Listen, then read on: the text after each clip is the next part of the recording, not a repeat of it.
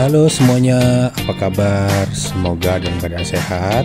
Yang menonton video ini semua saya doakan sehat, walafiat, rezekinya baik, disembuhkan dari segala macam penyakit, dan selalu beruntung ya guys. Yuk kita lihat intronya.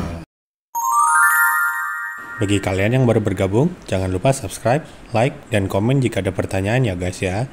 Ditunggu komentar-komentarnya ya. Yuk kita langsung mulai ke videonya. Yang mau kita bahas kali ini adalah desain renovasi rumah.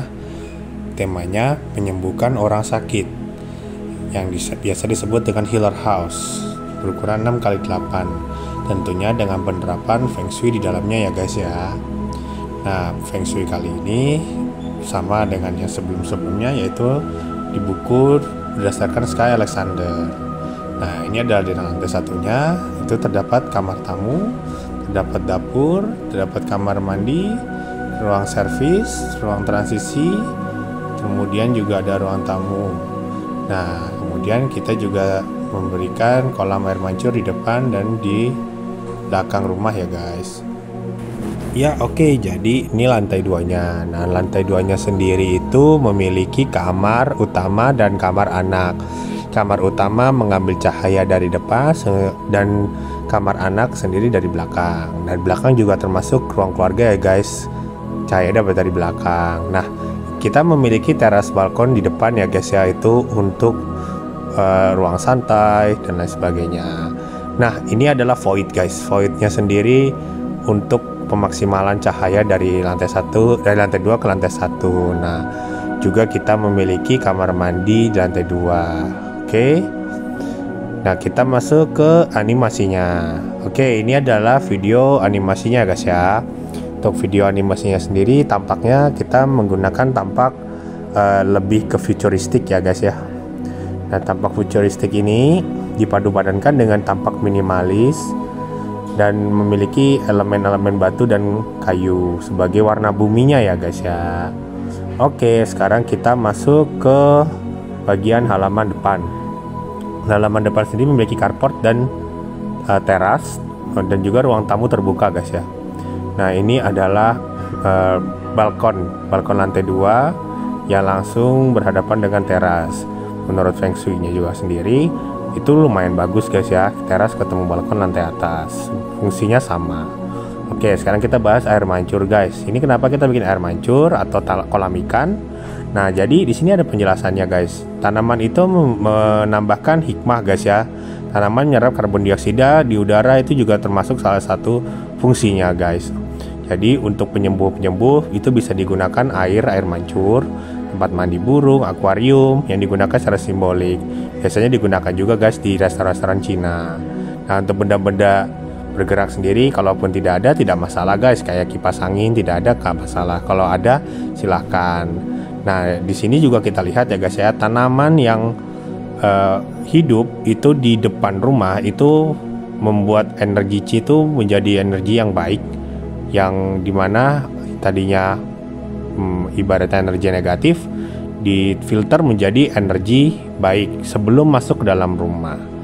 Gitu guys ya. Jadi kalau kalian memiliki halaman, ada baiknya nih di depan rumah kita diberikan tanaman, kemudian juga kolam maupun akuarium. Kalau tidak ada kolam, sebetulnya akuarium berisikan ikan juga bisa guys ya. Itu menjadi suatu alternatif yang baik. Oke, nah yuk kita lanjut lagi videonya. Kembali ke elemen arsitektur. Elemen pada lantainya menggunakan elemen batu alam ya guys ya. Nah, sekarang kita ke dalam rumah. Dalam rumah sendiri kita memberikan unsur cermin dan juga elemen kayu di depan.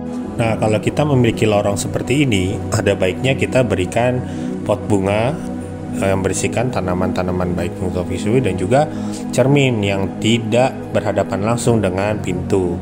Supaya apa? Supaya elemen yang tadi baik di dalam luar halaman itu dipantulkannya tidak langsung keluar lagi, melainkan ke dalam rumah. Nah, jendela pun sama, jendelanya berada di depan cermin. Itu untuk jendela yang tidak memiliki energi baik ya guys ya, misalkan energi negatif untuk langsung dikeluarkan. Nah, ini adalah literaturnya guys. Kalau kita lihat di sini, kalau kita baca ya guys ya, ini salah satu penyembuh feng shui yang paling sering digunakan itu cahaya, guys. Nah, cahaya ini tuh untuk merangsang atau mengaktifkan qi yang lambat atau loyo untuk meningkatkan jumlah energi vital dalam suatu area tertentu, atau untuk mengisi dan memenuhi bagian di ruang yang berbentuk tidak lazim. Nah, kita bahas mengenai cahaya dulu ya. Cahaya tadi ada dua. Kalau kita lihat di atas itu ada cahaya buatan dan cahaya alami dari jendela tadi, guys ya. Nah, kemudian masalah cermin. Cermin itu bisa digunakan dalam banyak cara ya, guys ya. Untuk buka ruang yang terbatas, membesar qi juga. Jadi dua hal ini yang membuat kenapa saya meletakkan cermin itu berada di sebelah pintu, bukan di depan, dan juga berada di tempat pintu masuk, dan juga ada lampu juga saya di plafon atas tadi gitu. Jadi sehingga ruang pun terlihat luas ya, guys ya. Oke, sekarang kita ke ruang transisi, guys. Ini namanya ruang transisi, bisa digunakan juga sebagai ruang keluarga. Nah, saya menempatkan ada cermin di situ. Cerminnya pun berbentuk lingkaran. Maksud daripada cermin yang kita letakkan di ruangan transisi itu, kalau kita baca dari literaturnya, cermin ini digunakan untuk menciptakan ilusi ruang ya, guys ya, sehingga ruangan-ruangan itu memantulkan energi-energi yang baik. Misalnya dari dapur, atau dari ruang keluarga, atau dari lorong yang di depan pintu tersebut ya, guys ya. Nah, pertanyaannya untuk lingkaran. Kenapa lingkaran? Supaya lingkaran itu melambangkan keutuhan kan, guys ya. Jadi keutuhan hidup dan fleksibilitas juga. Jadi sehingga cermin yang ada di dalam ruang tersebut itu memberikan sebuah keutuhan bagi kesehatan kita, seperti itu ya, guys ya. Oke.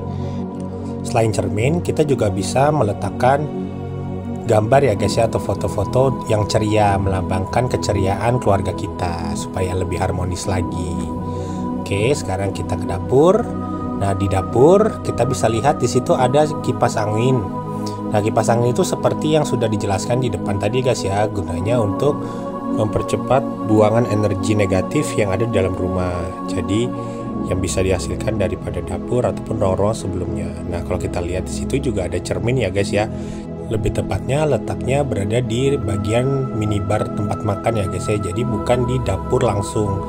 Karena kalau bisa jangan ditaruh persis di dapur langsung. Oke?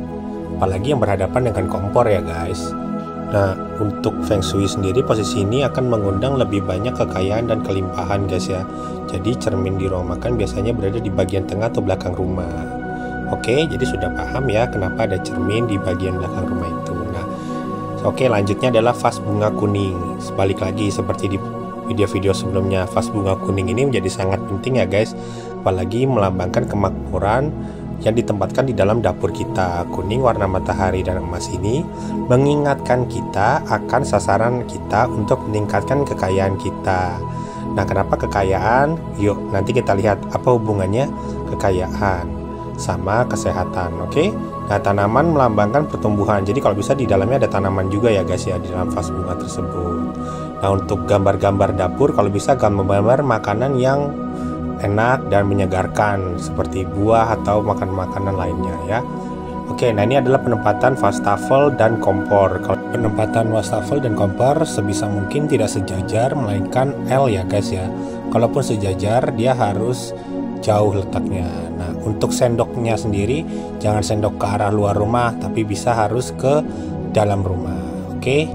Nah, di sini sudah dijelaskan ya, guys, di literaturnya bahwa unsur-unsurnya itu nggak boleh berdekatan karena merusak atmosfer keberuntungan seperti rezeki, kesehatan, dan keharmonisan rumah tangga. Jadi nggak boleh saling berhadapan ataupun berjejer gitu, guys ya.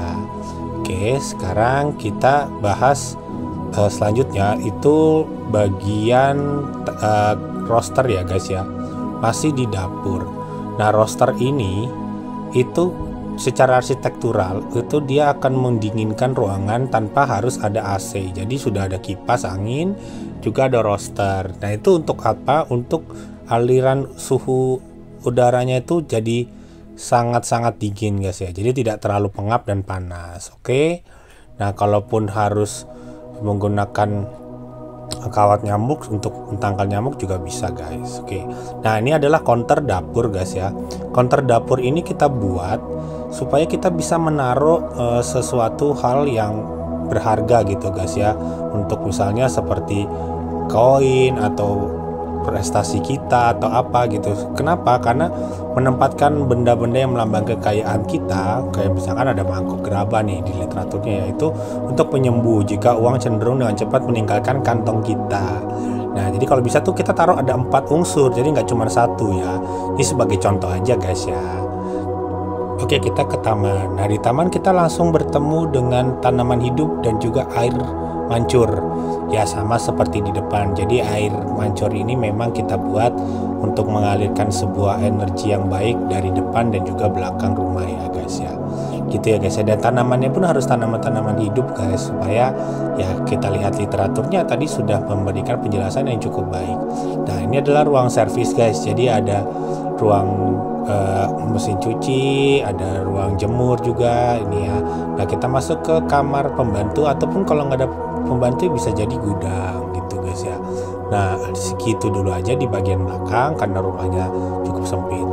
Nah, sekarang kita ke kamar tamu. Nah, kamar tamu ini menggunakan elemen kayu guys ya, kayu ataupun lebih kepada tanah coklat. Nah, coklat kita tuh menghubungkan dengan tanah itu, jadi supaya stabilitas dan keabadian itu untuk lebih kepada kesehatan kita lagi, balik lagi guys ya. Jadi kalau kita yang gampang sakit dan lain sebagainya, yang kok kayaknya apa gue lemes gitu, capek, nah itu boleh guys, coba dibuat desain dengan unsur-unsur kayu ataupun warna-warna yang coklat.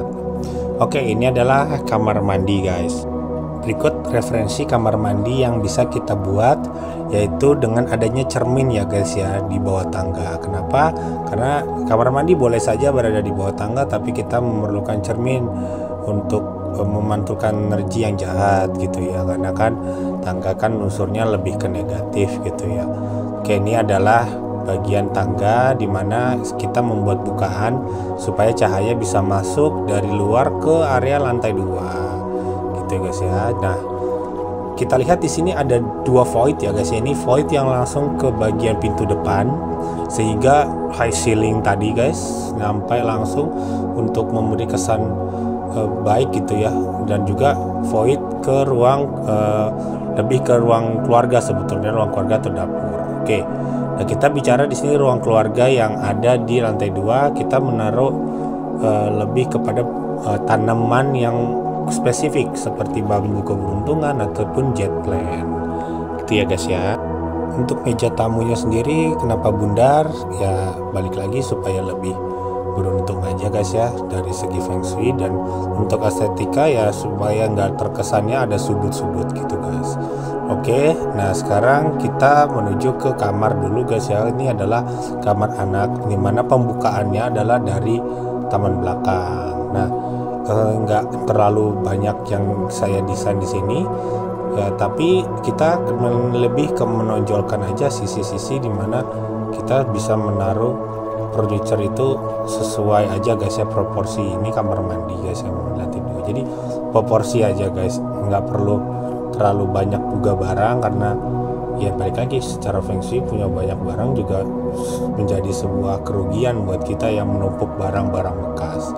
Nah, ini adalah elemen daripada kayu dan juga batu alam, dan ada unsur elemen lightingnya guys ya. Lightingnya itu kalau kita lihat di pinggir-pinggir sudut ini, untuk selain mempercantik, untuk feng shui juga lebih baik. Jadi kalau kalian punya cahaya-cahaya yang lebih menerangi kamar kalian itu sangat baik. Oke, nah kita ke area balkon. Nah, area balkon ini bernuansa tanah atau kayu lagi, balik lagi, dan kita meletakkan kalau bisa di bagian situ ada tanaman ya, tanaman hidup supaya lebih kesannya lebih baik aja gitu, lebih hidup ya guys ya. Oke, nah sebetulnya kalau kita menerapkan feng shui di dalam interior kita, itu kita otomatis tidak hanya satu unsur saja guys ya, tapi kita membuat ketiga unsur untuk bersatu guys ya secara harmoni, yaitu kita keuangan kita, masalah